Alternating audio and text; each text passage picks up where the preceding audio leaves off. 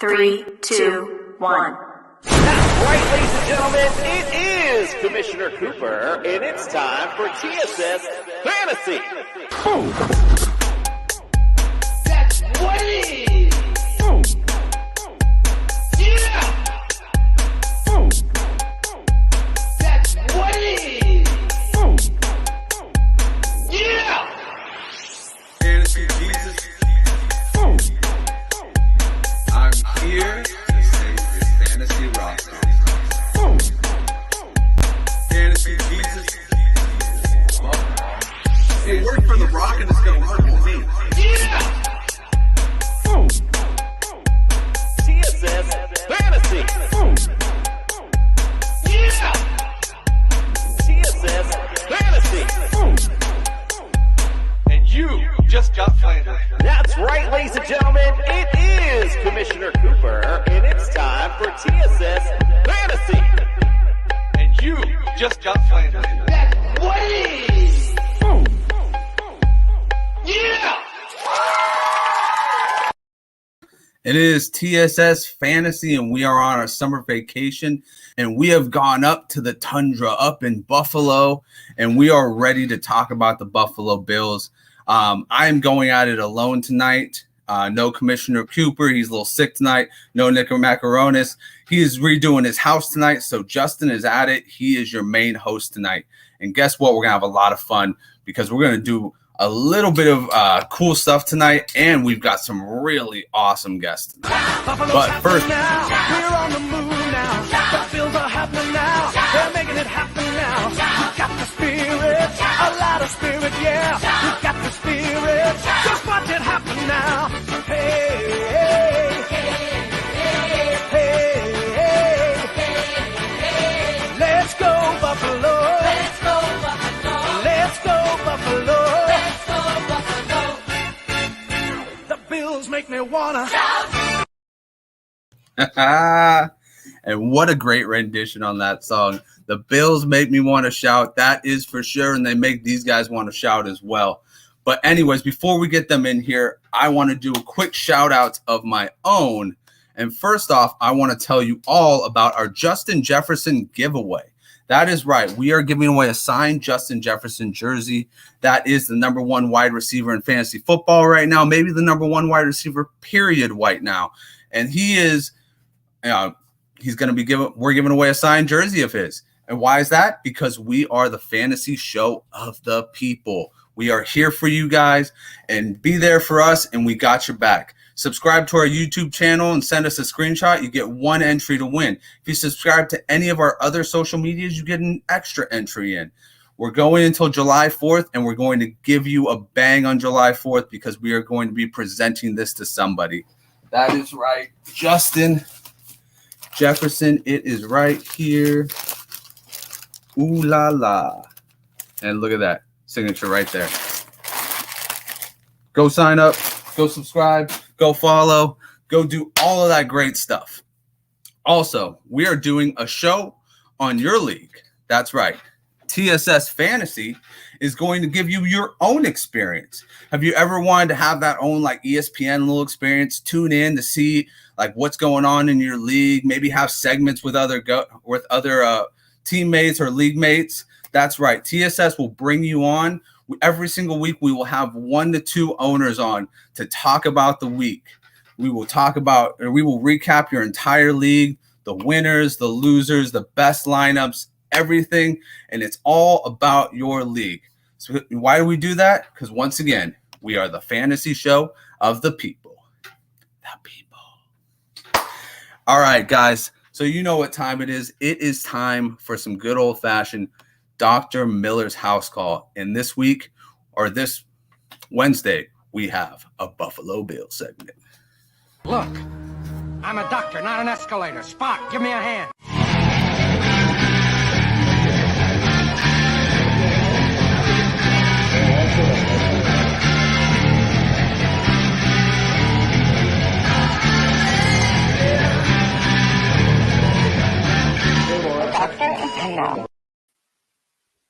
The doctor is in. Welcome in. Let me get that off my face a little bit. Welcome into the studio. We are in Buffalo, New York.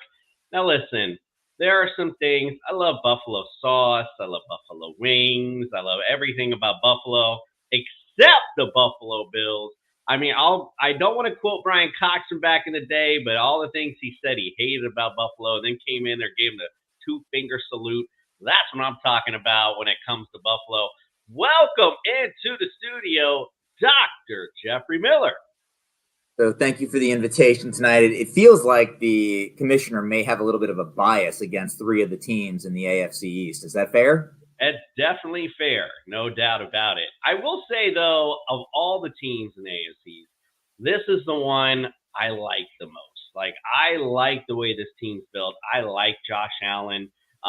I just like the team in general. I like the moxie that Josh Allen brings to the team. And also just the AFC East and the Buffalo Bills alone make us, hey, we got to step up our competition, America's team. We'll be talking about that tomorrow. We have to step our competition up, so I'm glad to see some up-and-coming good young teams. Going into, now, again, away from where this offense really derives from, let's talk about the running game of Buffalo. Devin Singletary had some injury issues, but seemed to really put it on last year, kind of put things together a little bit towards the end. Let's talk about his prospects this year and his percent to the bench. Before we even talk about Devin Singletary, as I was preparing for today's show, I was looking at the Bills thinking, there's not a whole lot we've talked about with the Bills over the last year. We've been doing this segment since summer of 2021, and we just haven't spent a whole lot of time talking about Buffalo players. And I didn't think it was just that they were fantasy irrelevant. There's actually some statistics out there looking at man games lost per season. And Buffalo is one of the three teams with the fewest man games lost in 2021. Wow. So my numbers are going to be a little lower here in Buffalo. Just looking at, as a team, their injury history is far behind the rest of the league. So the question was about the backfield. We're talking Devin Singletary.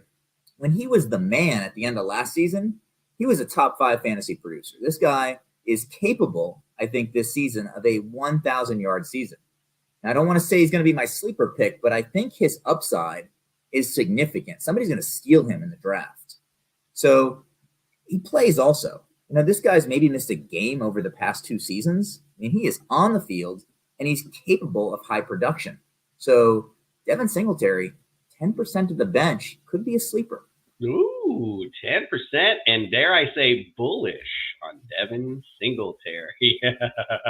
Roll that from last year. All right, let's go on to the passing game, and we'll go to the old vet. Why not the wily old vet? Because he's starting to get up there in age. Not quite up there, but in the NFL age, he's getting up there. Stephon Diggs, give me his percent to the bench for this season.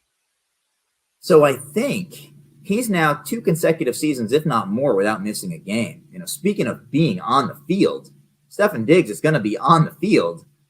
That combined with, again, the Buffalo Bills being right up there in the top 3 teams with fewest man games lost in 2021, it's going to be our second 10% of the bench player on the Bills. Ooh. All right. So one thing we know is Dr. Miller is bullish on Bills players, and he's bullish on the Bills this year. No one circles the wagons like Dr. Miller.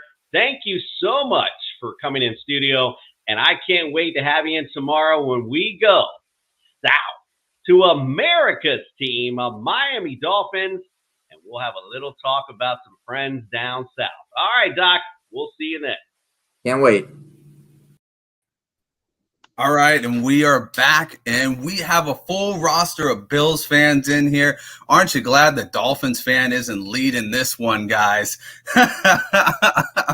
But anyways, let's get to some introductions.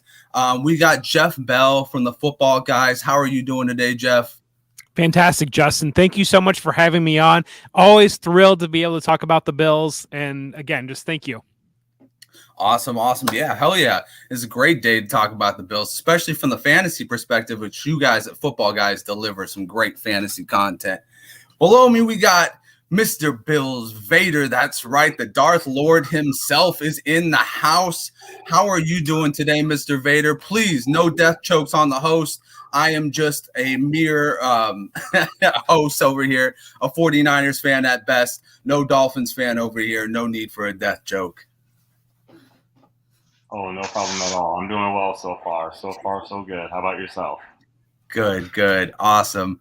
And then we have John Scott, who is a beat reporter for the Buffalo Bills. How are you doing today, John? Sorry, tongue-tied. Hey, it's all good. Doing well after a couple days at minicamp, and they wrapped early, so my little break is starting sooner than I thought. Awesome. Yeah. I mean, they got to get some little rest in there too, right? Before real training camp starts. Yeah. And then we got Big John Fina, former first-round pick for the Buffalo Bills in 1992, a man who's been to 2 Super Bowls. Sir, how are you doing today? I'm doing fantastic. No complaints other than the weather out here in Arizona. I've seen people griping about the heat in Buffalo, but bring your butt out to southern Arizona and we'll teach you what real heat is like. When 110 is your average, I don't want any part of it. Soft. What's that? You're soft. Yeah. I like my Maryland humidity. Guys, let's start off with a schedule. So this is a great schedule that the Bills have. I have them going in the 14-3 range. I know you guys probably love that. If not, you want to do a little bit more with it. I want you guys to tell me what's a couple games you're looking out for and what do you think the schedule is going to be, what the record is going to be after the schedule. Let's start out with you, Bills Vader. Tell us how you're feeling about this season. What games are you looking forward to going to? Because I know you're going to be at a lot of them. Well, I'm definitely hoping to be at as many games as I can possibly get to. I'm honestly with you as far as the record. As far as the games I'm looking forward to, definitely week 1 against the Rams. That should have been the Super Bowl that should have been. I'm also looking forward to the Monday night game with the week 2 against the Titans. There's definitely some revenge games that we have going on this season. And I think that once we prove that we deserve the title of the AFC Championship that we should have had, I think that will definitely send a message this season. So if we have a strong start leading up to the bye week, I think that will definitely be the team that will make the standard for all the other NFL teams. I like that. I like that a lot. You went straight for the Tennessee game. Not a lot of people would like to see Tennessee or would think that would be a super entertaining game, but you said it right out there. It's a revenge game. You want to get that W back for sure. Mr. Fina, what are you looking forward to this season as far as those go? What do you think the record's going to be, and what are the games you're marking down to watch? Well, I think, you got to look at the secondary and how they're going to approach third down. Are they going to try and rush with 4 and, play a little zone over the top before Tre'Davious White gets back? So I think that's going to be a challenge in the first couple of weeks of the season. You got Los Angeles and Tennessee back to back, both great teams defensively. So those 2 games concern me. I have us down for 12-5, with maybe a 13-4 look. I think the toughest stretch is really those first 3 games. Miami with a new staff, some new personnel. You're not sure, what they're going to look like. That's dangerous down in Miami when it's going to be super hot and humid. Tennessee, obviously, they play us tough. That is a revenge game. I'd like to see it. And Los Angeles, that's just a travel nightmare. You're heading out there playing a night game. It's 3 hours later, I think, still before time change. So I think the really biggest part of this season are the first 3 games. Absolutely. For sure. And I mean, you could speak to starting into a season. Like, is there a certain readiness, maybe a certain jitterness that you have going into your first couple of games before you kind of settle down into the season? You're like, okay, this is how we're really going to look. Well, it's really hard now to get into game shape. yeah, because the preseason is shorter. Starters don't typically play as long. So sometimes in that first game of the season, you're just not ready for the full 4 quarters. Now, it'd be nice if you were playing somebody like Cleveland for the opener, and hopefully, you're out ahead and the starters can sit a little bit, or you play a relaxed style of offense. But it's going to be pressure on the lungs, I think, going all the way to LA, the late game. And I didn't even address the fact that after Miami comes Baltimore and Pittsburgh and Kansas City. So right out of the gate, I mean, this is not an easy schedule. Each one of those teams has weapons. My concern compared to when I played is how do guys get in game shape when there's less hitting, when practices aren't as rigorous? I'm not up with the technology and the training, but it's definitely a challenge. For sure it is. John, what do you think about the record, and what are you marking down as your games to watch in this schedule? I mean, obviously you're going to be watching them all because you're a reporter for them, but what are the ones you're like super excited, you're locked in, you're ready to talk about?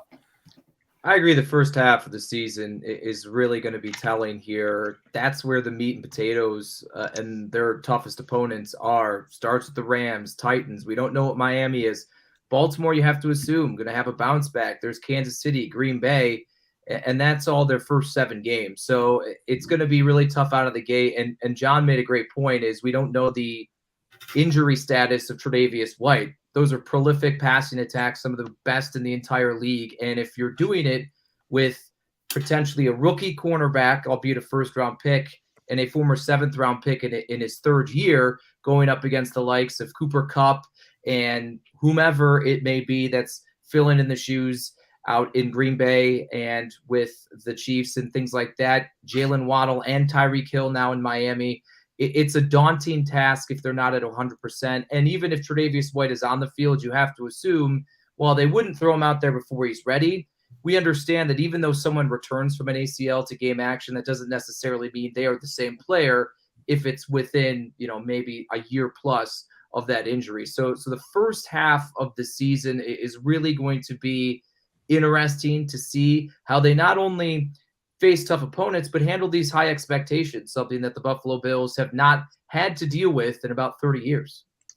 Yeah. I mean, that's some good stuff right there. I mean, realistically, ACL surgeries, especially on position players or, DBs, where you really have to be able to cut and you have to be able to backpedal, it can really be something that can, hold you back for a little bit.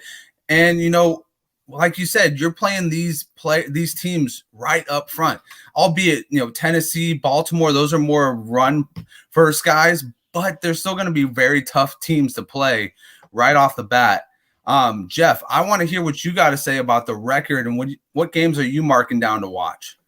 So my optimistic outlook, those first 2 games are really difficult to even put down wins, even as good as the Bills are, because you're playing the Super Bowl champion at home, and that's kind of a feed you to the Sharks game, typically that first primetime game. And then it just does seem like the Tennessee Titans have the Bills number, and they are able to figure it out regardless of what's going on. So God forbid, I'd hate to put down 2 losses there, but I think once you get past that, and the guys have already talked about some of the more difficult games, but yeah, I think that landing in that 14-3 between that 12-5 range is really kind of where you've got to be looking at.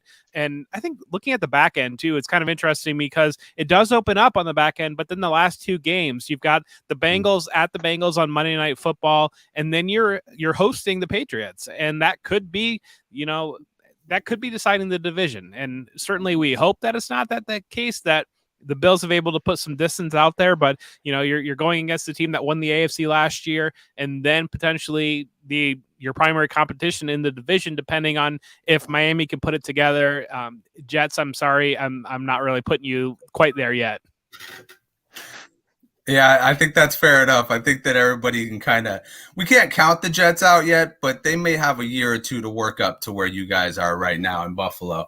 But yeah, to say the least, Josh Allen's really going to be making that MVP campaign this year, right? Because like we spoke on, the defense is going to be kind of down Trey White, whether he's back on the field or not. He's not going to be an absolute 100 until maybe like middle of the season, if not for a full year. So this is going to be a team that's going to need Josh Allen because they're going to be in high-powered contests with, Kansas City, with LA, with Baltimore, with Cincinnati. There's a lot of good teams out there. Miami, like you guys have said, have redone their offense and gotten a lot faster. So this is going to be a very interesting season. And, I'm going to stick with 14-3 because I really think that overall this team is just they're a lot better than a lot of the league. And I really thought they should have been in the Super Bowl last year. I think that would have been a great Super Bowl. But, it happens, and now they get to prove it because they get to play the three teams that were in their way in being the Super Bowl, right? The Bengals, the Chiefs, and the Rams. So we get to see. Guys, we're going to go to a quick commercial break, and then when we get back, we're going to do a little trivia. And, so we got some nice questions for you guys. Hopefully you guys remember your Buffalo time. Hayden, we love fantasy football. We do? It's a fantastic game, yet still not perfect. Like, I hate leaving high-scoring players on my bench. The worst, man. In fact, hate it even more when I put injured players and they're in my starting lineup. Can't have that. And I need a life. The waivers, the trades, every single week, it grinds on me. So we at Underdog Fantasy want to make fantasy football easier for everyone out there. It's called Best Ball, and we set your optimal lineup for you each and every week. You can do it all year long. We have drafts going all the way from February to week 1 of the NFL season. What are you waiting for? Use our awesome early sign-up offer to get a little extra something on that first deposit and that first time you play on Underdog Fantasy. You put them up, reach the skies as the stars up above, cause it's one time for the underdog, one time for the underdog. All right, and it is trivia time. We're going to do it Fantasy Feud style. So we are going to break you off into teams. I am going to go with Jeff and Fina and John and Bills, and we're going to get ready to go for the feud.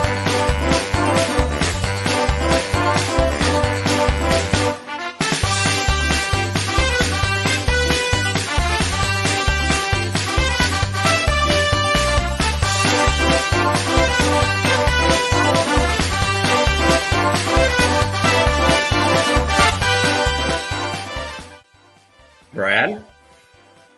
Justin Jefferson. Justin Jefferson. It's going to be a long game.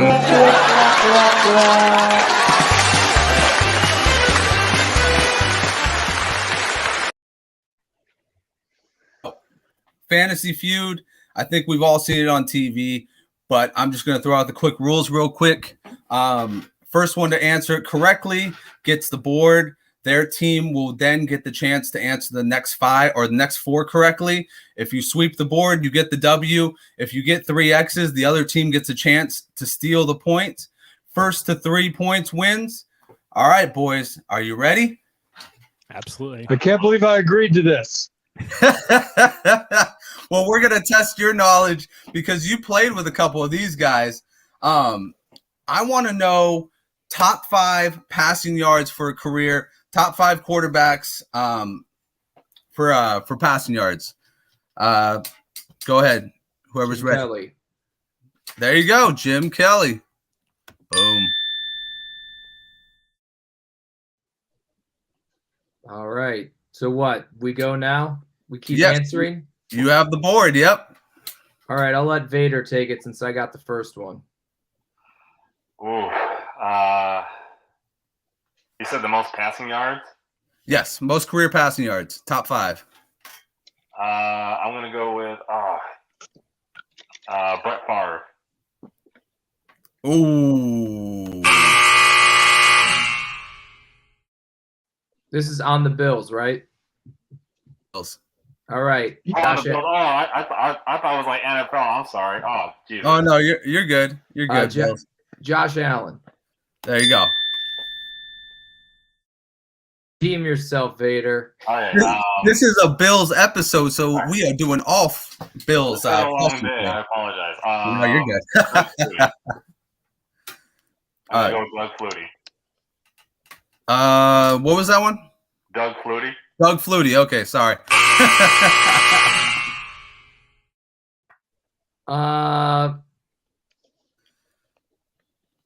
Ryan Fitzpatrick. Whoa! 1,654 yards. All right, Bills. You got 2 left. You got number 3. You got number 4. I didn't hear that one. I got cut out. What was the answer?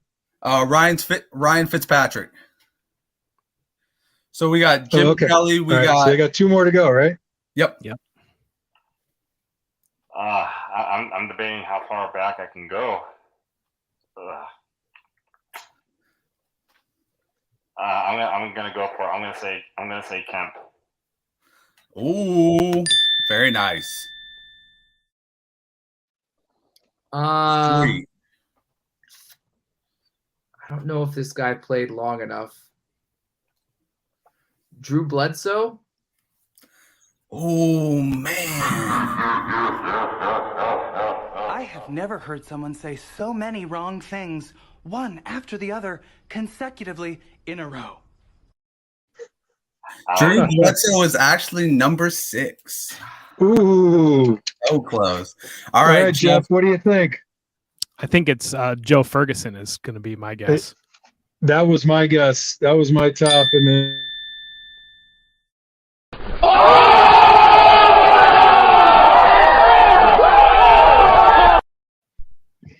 Guys, you're right. Who was 7? Do you have 7 on there? I do not have 7 on there. Oh, okay. Fair enough. Bledsoe was number 6. That's because I thought Bledsoe was going to be top 5 too. So our next question is top 5 single season rushing touchdowns for a running back. Single season rushing touchdowns. What are the top 5 guys? Thurman Thomas. Thurman.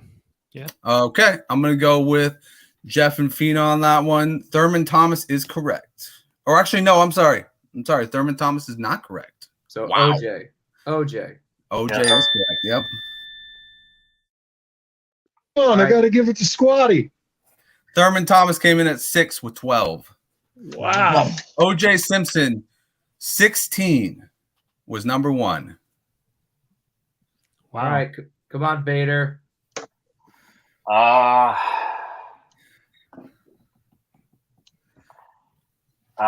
he wasn't playing long enough. It has to just be one season. It's single season. In a single season? In a single season, rushing touchdowns. You know, I'm gonna go old school again. I'm gonna go with Cookie. Oh, hold on one second. It's actually. Wait, was that actually right? Gilchrist got 13 touchdowns. He's number 5. Yep. Oh, yeah. Oh, nice. All right, you guys still got the board. Marshawn Lynch. Ooh, he should have, but no. This is gonna be a tough one. Rushing touchdowns in a single season. Oof. I have a feeling this is going to be wrong, but I'm going to go with Gore. No.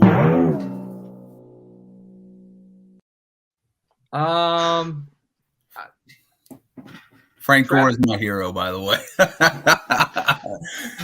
What about Travis Henry? Travis Henry, wow, coming out of nowhere. That was going to be my steal. He was number 2. So you have 3 and you have 4. I wish I knew more running backs. I'm going to go with Davis. Ooh. Oh, hell no! All right, Jeff and Fina, you can steal. Oh boy. John, you think Willis McGahee? What was it?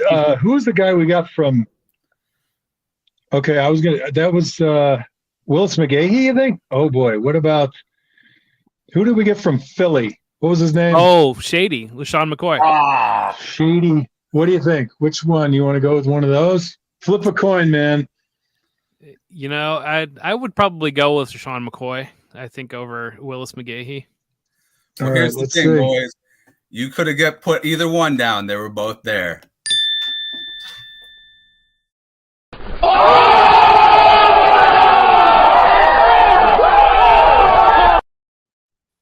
Interesting enough, Travis Henry, LaShawn McCoy, Willis McGahee, and Cookie Gilchrist all had 13 touchdown seasons. All right. Wow. Still shocked Thurman's not up there. That's crazy to me. Yeah. I was like I said, I thought it was correct right away just because I knew Thurman Thomas, and I was just like, oh no, wait, he's not on the list.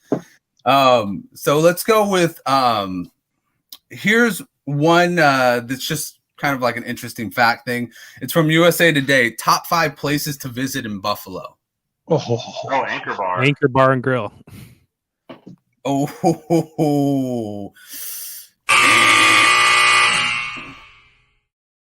Falls. That's a staple of Buffalo. How do you not have that on top 5? Hey, USA Today, man. Don't blame me. Niagara Falls, I guess. Yeah. Someone's got the tourist. All right. You guys have touristy stuff, right? Touristy.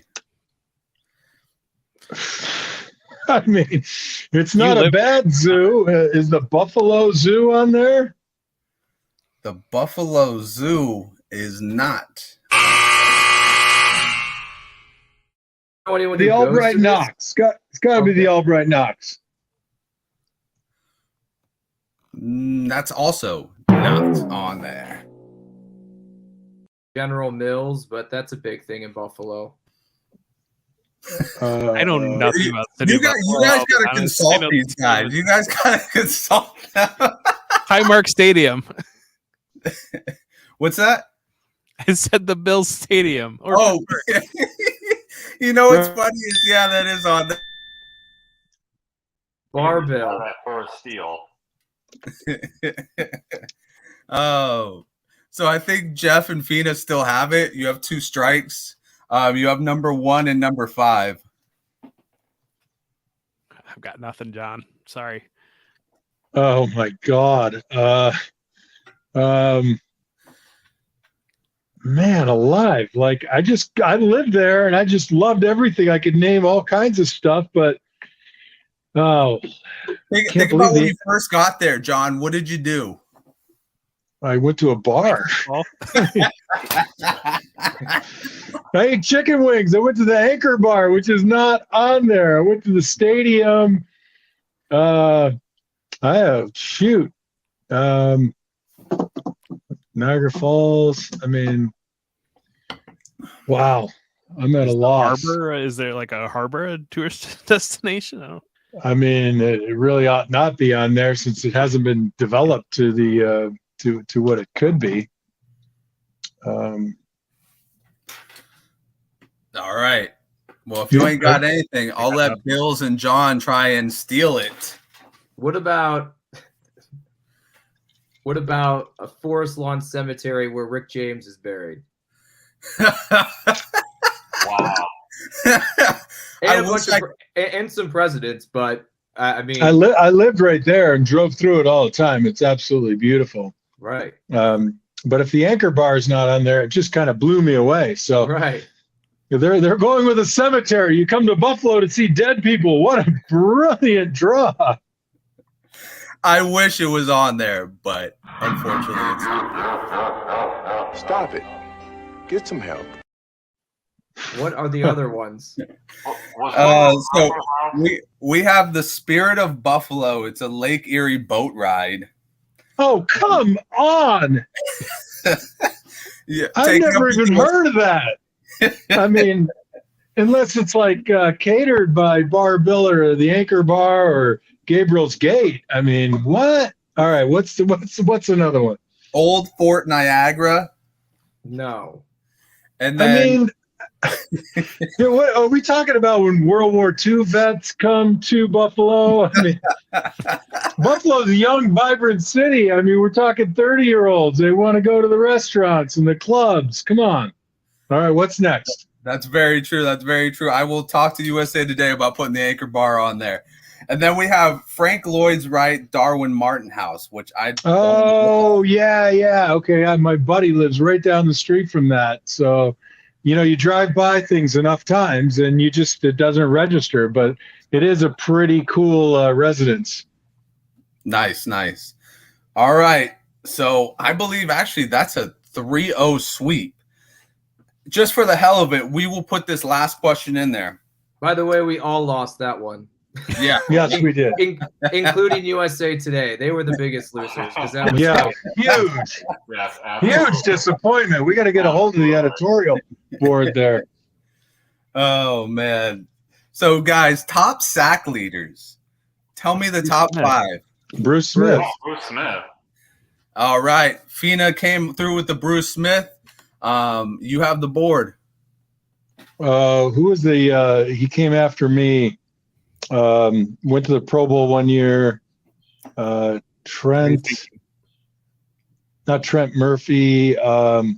Oh gosh, I know where you're thinking. Oh, we might want to put Biscuit on there. He might be on that list. Let's go with Biscuit. Let's see if he's on there. Which player was Biscuit? Cornelius Bennett. Oh, Cornelius Bennett. There you go. Sorry, I'm not a Bills fan. All right. So Bruce. I know Biscuit. Cornelius Bennett is on there. You have number 1 and number 5. I mean, it doesn't make sense to say Bryce. Go ahead. I said I know exactly who you're thinking of. Defensive end around like the 2000s era. Yeah. Came right after me, about 2005, from TCU or one of those schools. I can't think of his name. But let's go with it. It pains me to say this, even though he's a great guy. I just can't imagine he's in the group. But I'm going to say Bryce Paup. All right. Daryl Talley.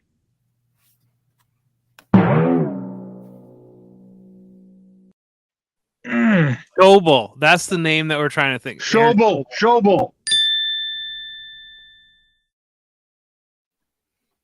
All right. Number 2. Oh, you know what? He just retired. Or we just let him go. What's his Jerry name? Hughes. Not Jerry Hughes or Zoe. What about Lorenzo? Do you think he's on there? No, I don't think he played enough. He just really had one good year. I don't know if it'd be somebody. I don't know if it'd be like Talley or like Phil Hansen, maybe. Well, Talley is not on there. Phil Hansen, he played 11 in Buffalo, but wow. So how many do we have so far? We got 3 of the 5. Schobel, Smith. I'm going to give it to Jeff because Phil Hansen is number 3.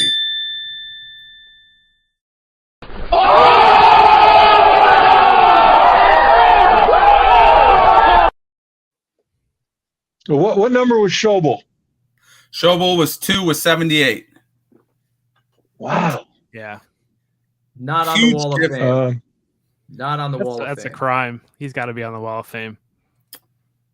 He was just there at a different time, like I don't think the Bills were Well, really... those are dark days. I mean, that was after I left. I was raising my kids. You couldn't get a Bills game out in Arizona, and I wasn't going to get the NFL ticket to go see it. So I was like, I didn't see a game probably from 2002 to probably 11. I swear, I missed. Yeah. Shoot, I missed 140 games at least. But I lived in Columbus, Ohio, and I didn't. Yeah, we weren't on prime time for a long time. Yeah. Well, all right. Well, I don't even have anyone for the 5th guess at this point. Oh, well, no, you cleared the board. You're good. We had Bruce Smith, did? Aaron Schobel, Phil Hansen, Jerry Hughes, and Cornelius Biscuit Bennett. And that means that you guys are today's winner.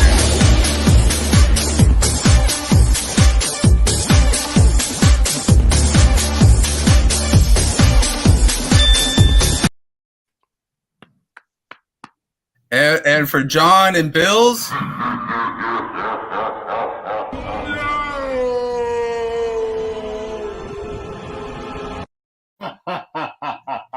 Wow, we got some haters on here. I don't even get to play my own graphic. You just get to see my sweet. You put my own no on me.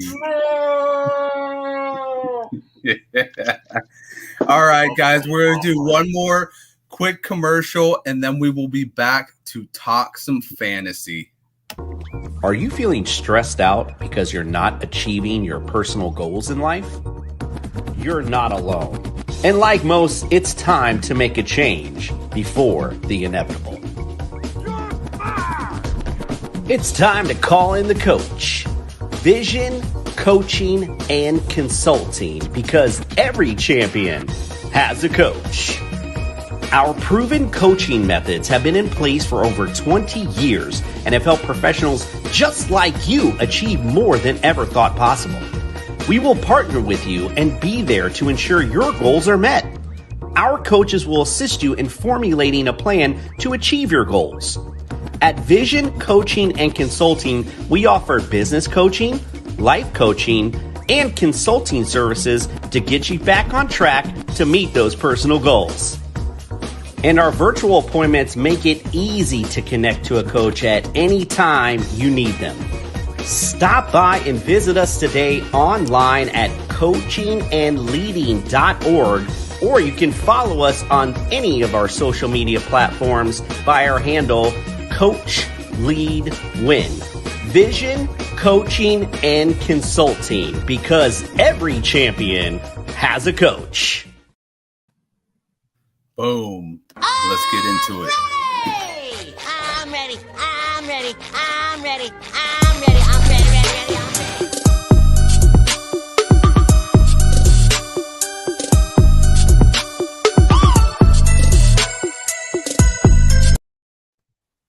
We're going to do a little fantasy football talk. And if you're not in the fantasy, we're just going to still pass it around. You're going to tell me how you feel about these guys. So I'm going to throw out a couple names. Obviously, the first one's going to be Josh Allen. Back-to-back years, QB1 in fantasy football, has absolutely dominated the football world ever since he's, Brian Dable got him straight, right? He was throwing more interceptions than touchdowns at one point, and now he's throwing more touchdowns than most other quarterbacks in the league. So, guys, I'm going to throw it around. I'm going to start off with Jeff. Tell me how you're looking at with Josh Allen this year. Is he still your QB1, as you are a resident fantasy football guest today? Is he still your QB1?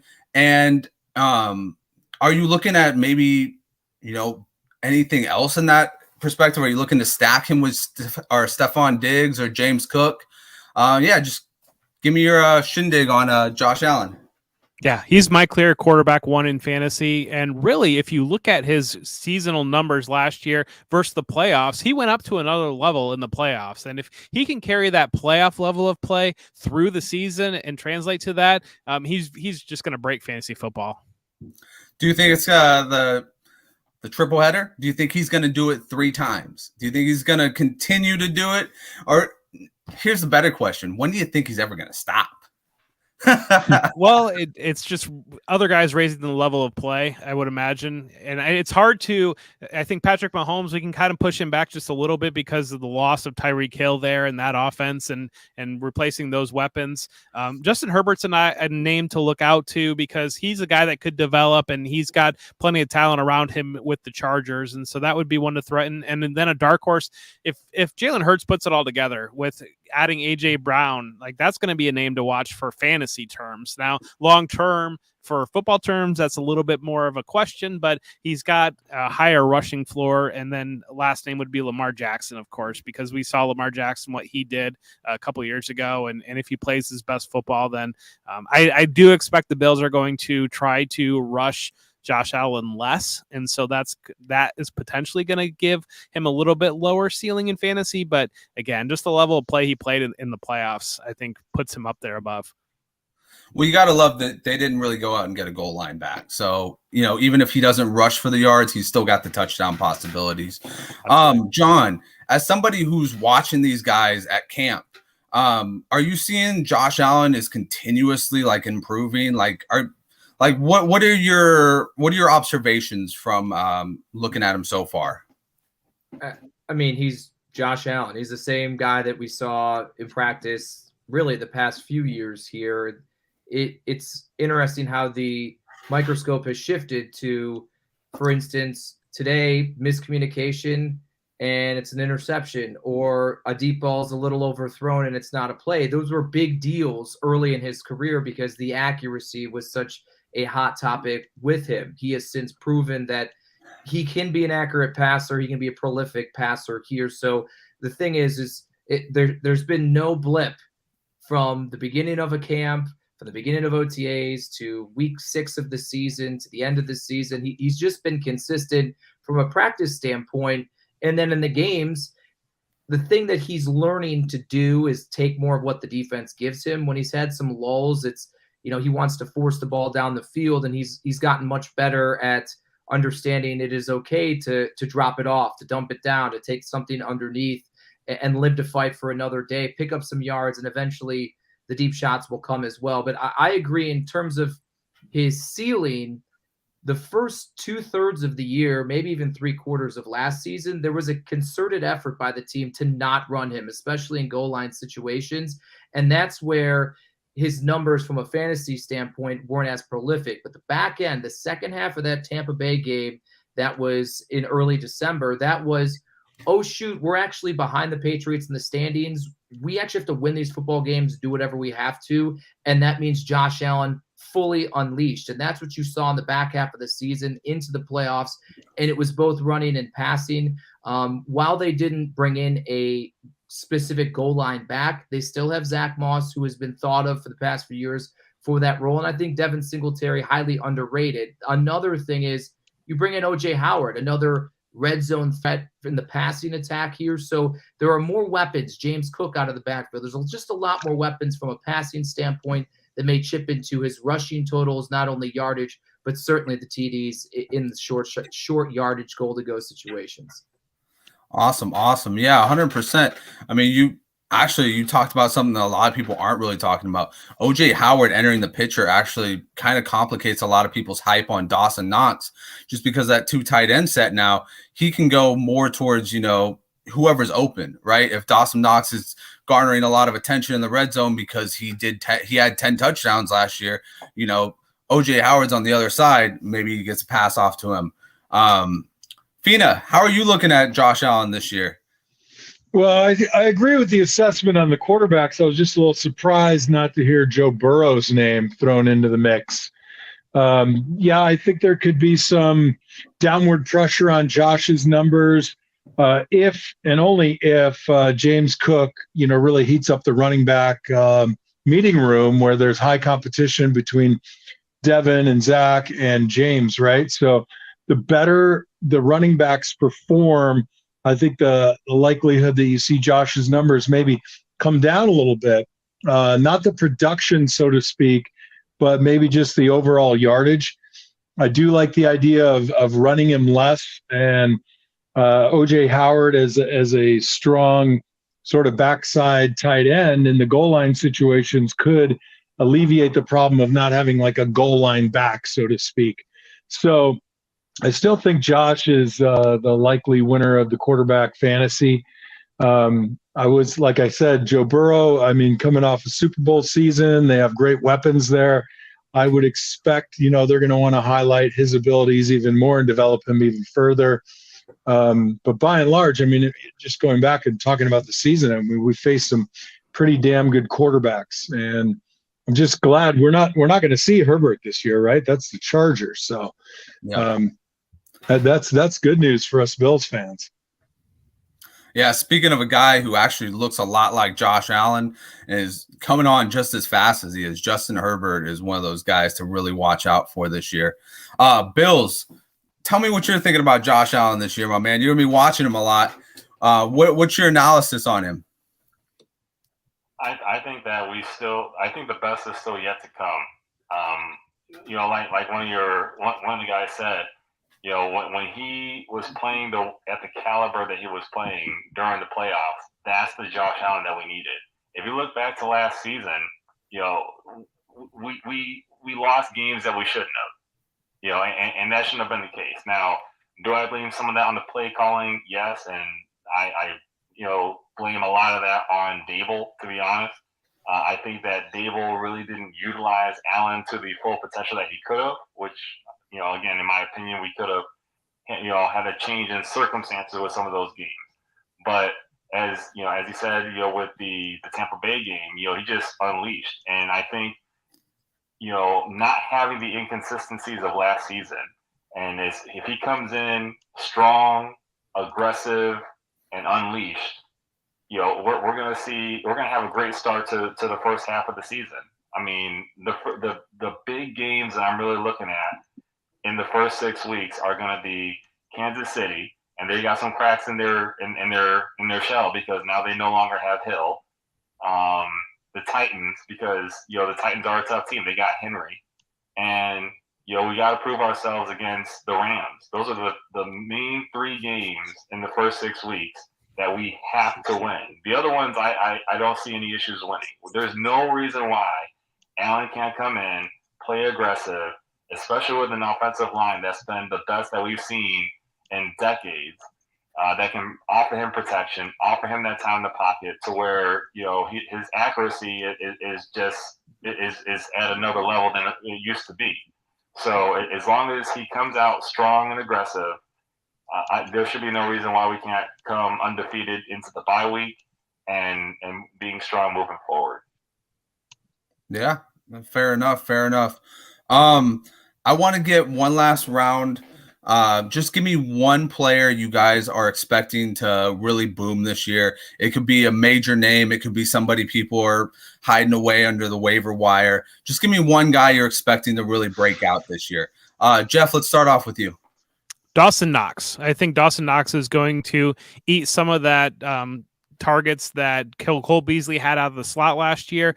Bringing OJ Howard in, I think, is going to free him up to be able to be moved around formation a little bit more and treat him as more of a receiving tight end and allow OJ Howard to take on some of those more traditional tight end roles, because they really only had one tight end active on a lot of game days last year. And so I think getting that help there and allowing OJ Howard to kind of be more that inline tight end involved in the run game blocking and freeing up Dawson Knox is going to be, I think, the guy that's going to explode.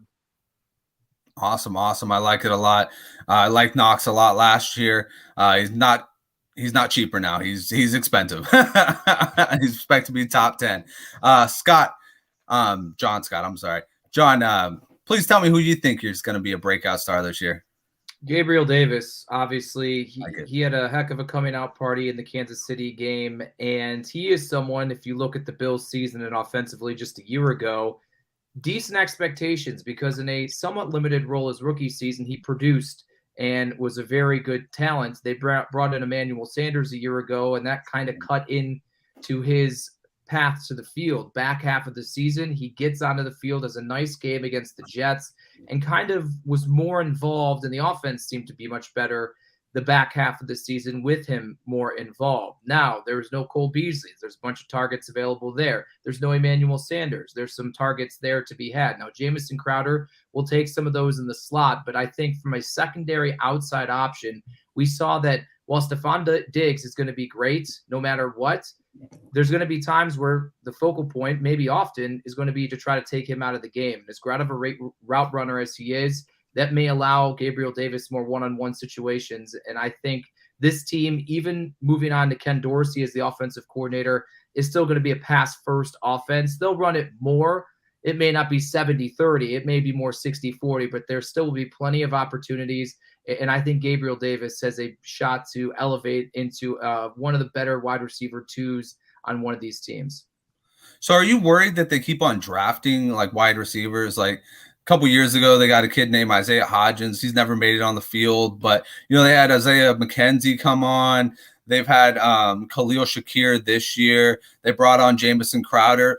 This is one question I've been kind of throwing out there. Like, are we worried that Gabriel Davis might he's good, but would he lose a lot of touches to maybe a third capable receiver, like maybe a Crowder?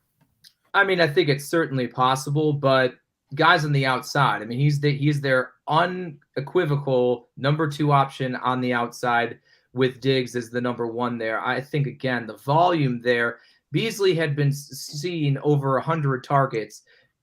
And then you add in Emmanuel Sanders, even in short order. What was that? Another 60 to 80 there. So you're looking at 180 targets to divvy up there. And yeah, maybe OJ Howard takes some of those. Maybe James Cook takes some of those. But it's still a wide receiver heavy based offense.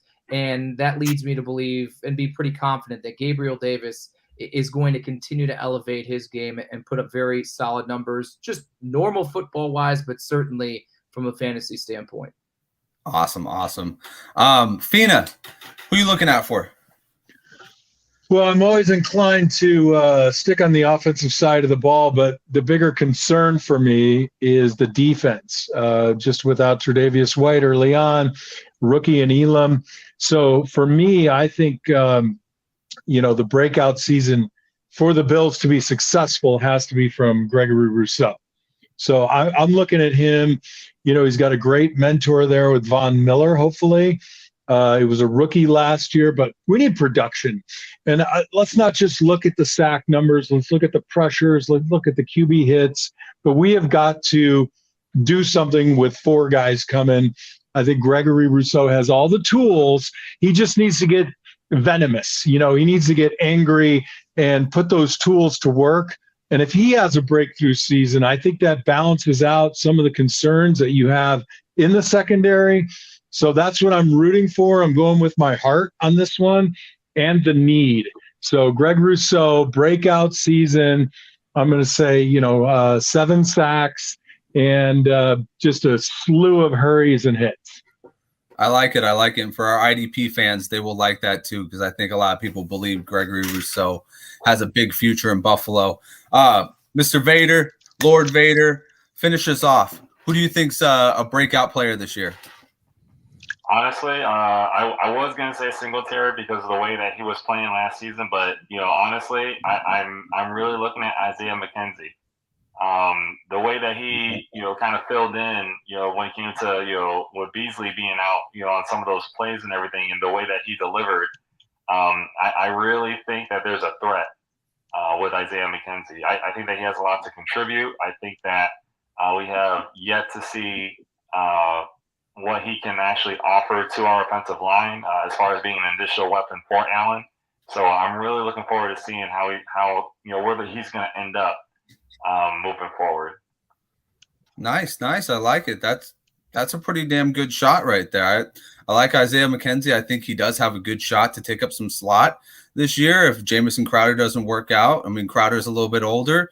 McKenzie did, like you said, have a good year last year on the back end. So, yeah, I like that pick a lot.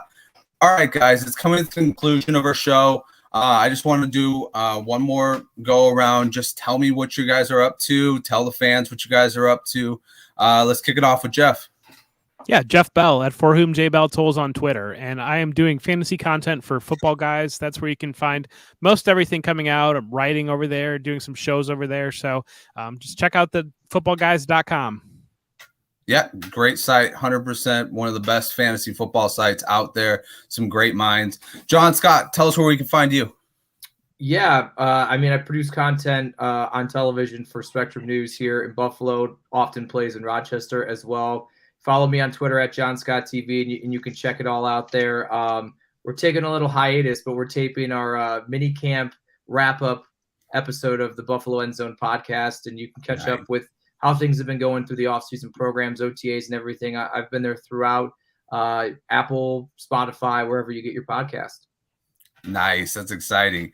I know a lot of fans are going to be looking forward to seeing that. Fina, tell us where we can find you.